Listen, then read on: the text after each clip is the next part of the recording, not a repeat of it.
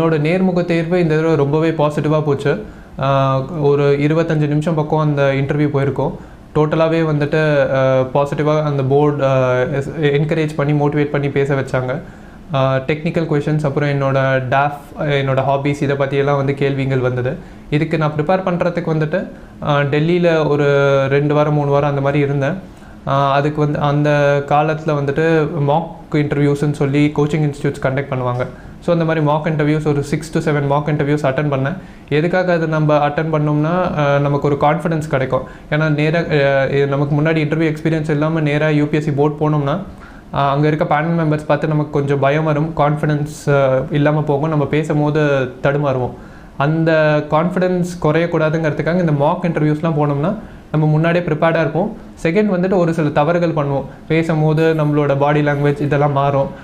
இதெல்லாம் வந்துட்டு இந்த தவறுகள்லாம் வந்துட்டு அந்த மாக் இன்டர்வியூவில் சுட்டி காட்டுவாங்க, நீங்கள் அதை திருத்திக்கலாம். ஸோ மாக் இன்டர்வியூஸ் ஒரு பக்கம் மெயினாக பண்ணேன். ரெண்டாவது விஷயம் வந்துட்டு என்னை பற்றி நானே முழுசாக தெரிஞ்சுக்கிட்டேன். அந்த DAF அப்படிங்கிற ஒன்று வந்து நம்ம சப்மிட் பண்ணுவோம் யூபிஎஸ்சிக்கு. அதில் நம்மளை பற்றியான டீட்டெயில்ஸ் கொடுப்போம். அதை பற்றியே வந்துட்டு நிறைய யோசனை பண்ணி நம்ம நிறைய படித்தோம்னா அது இன்டர்வியூவில் உங்களுக்கு அந்த கேள்வி கேட்டாங்கன்னா நல்ல பதில் உங்களால் கொடுக்க முடியும்.